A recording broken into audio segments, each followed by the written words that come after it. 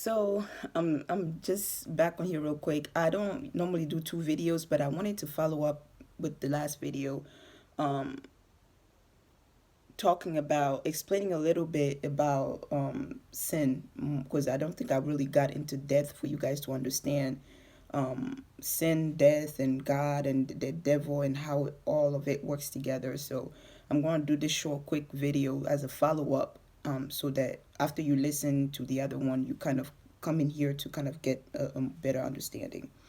So God is a God of justice. Justice is in His nature. So for as long as God has existed, which is forever, eternal, I know we can't wrap our minds around that. He's been just, and His justice is not conditional, or it wouldn't be justice. And so His justice system was set up even before we as humans were created, before the world was created. Because before we were created, there was a whole issue with the devil who sinned against God, trying to overtake God, and God threw him out of heaven because God and sin cannot coexist. It's not even that he has to choose to hate sin. It's his very nature. It's just contra. It doesn't. It cannot be in near sin, and his holiness. I don't even know how to describe it, but his holiness, his very very person cannot exist near sin, or the person that sins it will get consumed. That's why in the Old Testament we see some things that God asked people to do as a result of their disobedience. He will ask, people to get stoned and people to get killed because God's holiness cannot exist. Like his holiness will literally consume sin. He cannot be in the same place.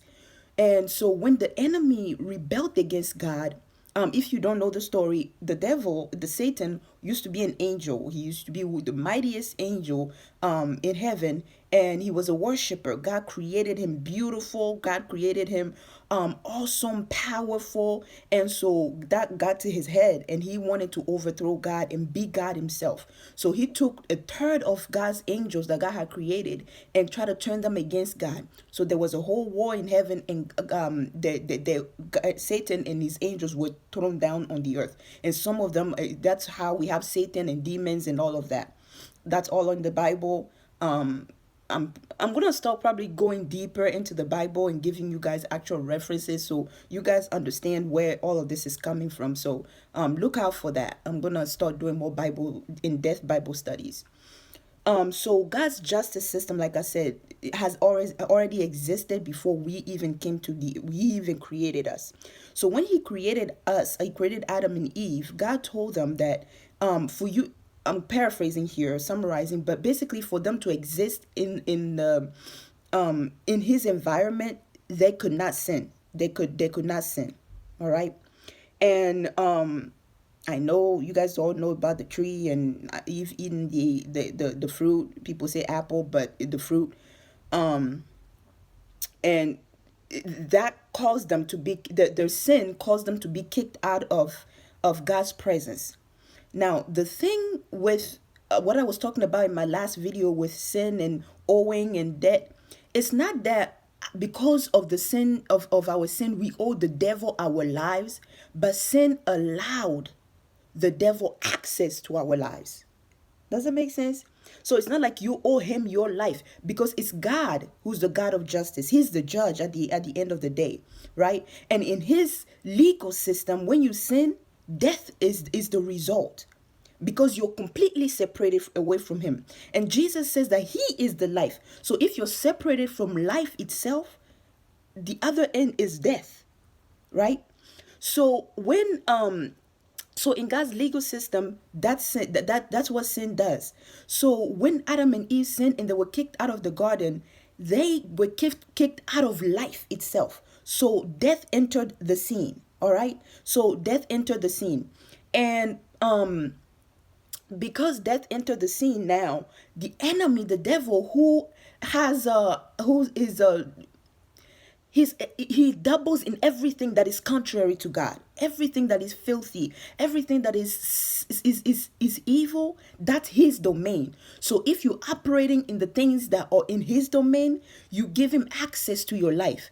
And because you are a child of God and God created you and God loves you and he hates God with a passion, he hates you with a passion. So now that sin opened that door for him to have access to your life, he wants to come in and destroy you with sicknesses, destroy you with poverty, destroy you with depression, destroy you with mental tortures, destroy you and kill you. So that's what I was trying to explain in the last video. So our lives, we don't owe it to the devil, but when we sin, we give him access to our lives. So if you can control sin, then you can control who you let in. If you don't sin, Satan has nothing in you. All right, but because sin entered our bloodline when Adam and Eve sinned, it's like we have no control of ourselves. That's how you see a kid lie and nobody ever taught him how to lie. It's like it became part of our nature. So we had really no control over it. So Jesus said, okay, Jesus being God, he says, okay, well, he's the son of God, but he's God in nature. He's got everything that God is, Jesus is. So Jesus says, okay, Father, let me go. Because when God created the earth, he only gave human beings access to the earth. He gave human beings control, managers over the earth. Okay, so if you're not human, technically you're illegal if you come to the earth. So for God himself not to break his promise of giving the earth to human beings, for him to come to the earth, he has to come as a human being, just like as flesh and blood, or else God is illegal in the earth he created. So God is he's true to his word. Like he binds himself by his word, and some of us don't understand the power of that. So we don't really get some certain things, but I'm gonna go into more Bible study with this type of things. All right, so Jesus, for him to come to the earth, he has to come in the form of a human being for him to have access into our lives, access onto the earth, I'm sorry.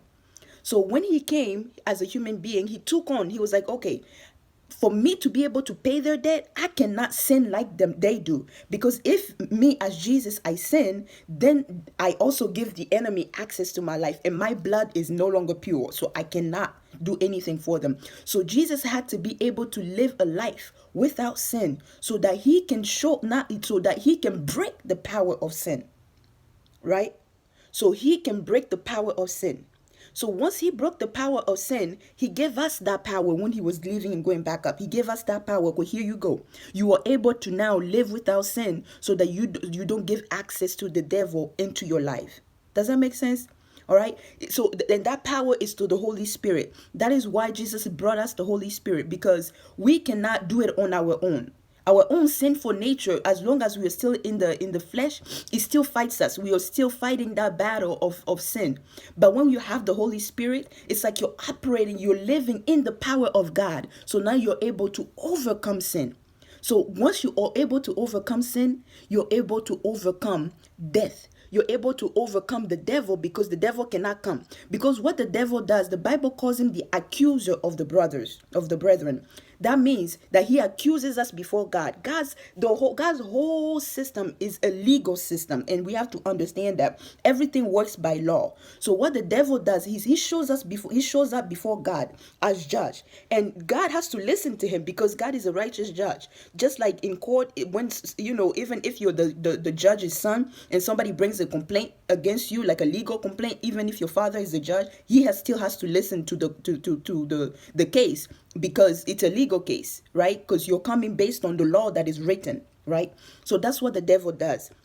He shows up before God and he's like, okay, that Marie that you say you love so much, today she lied. She lied. And lying, that's my thing. That's my dominion. So because she lied, I now have access to enter her life and start messing things up. I now have access to enter her life and make her sick. I now have access to enter her life and kill her. Now, if I'm saved and I'm praying I ask God for forgiveness. I tell God, okay, God, I know what the devil is saying is right. I did lie, and I'm sorry. But I'm not coming to you in my own power. Please forgive me as I stand in Jesus, right? Because it's like Jesus now becomes our lawyer. Jesus now comes and says, yes, what the devil is saying is right. She did lie, but my blood, because she has accepted my offer to pay her debt, my blood is covering her. So the devil can't come in. That's how it works.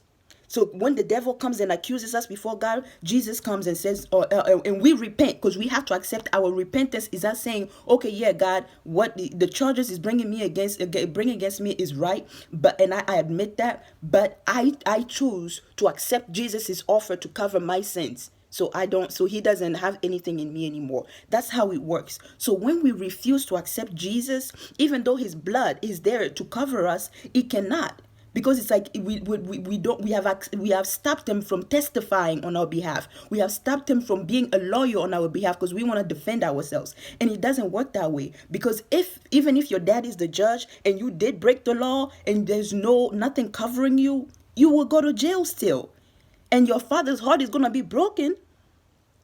But for him to be a right judge, a good judge, he has to follow the law and not his emotions.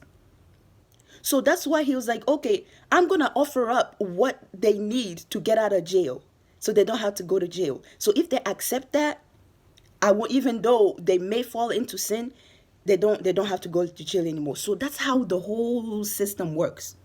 You understand that? So when I was talking about being debt free in the previous video and talking about the devil and all of that, that's what I was saying. When you don't accept Jesus as your Lord and as your Savior, you're rejecting what he has done for you. So there's nothing covering you. So the enemy has open access to your life as you continue to sin, because you're not operating in God's power to overcome your sin. Right? So you're a slave and you're continuing to sin. You sin and you give him access to your health. You sin, you give him access to your finances. You sin until to the point where he comes and just kills you. And then we cry out to God, well, God, if God is so good, why didn't he do this? Why didn't he deliver me from this? It's not, he gives you the option. That's what he does. He gives us the option. He's not going to force us to accept him, but he will give us the option. And we have the choice to accept it. And once you accept it, it covers you. But if you don't, although he loves you, although his heart is broken over what you're going through, and although he wants you to come back into his kingdom and be his child so he can cover you, he can't do any of that. He can just stand by and watch it all happen. So that's I felt like I had to go a little more in depth, because I didn't do a good job of explaining it in the previous video. So today you guys get a 24-minute video, but it'll be all right. Okay? All right. Well, God bless you, and I'll see you next time.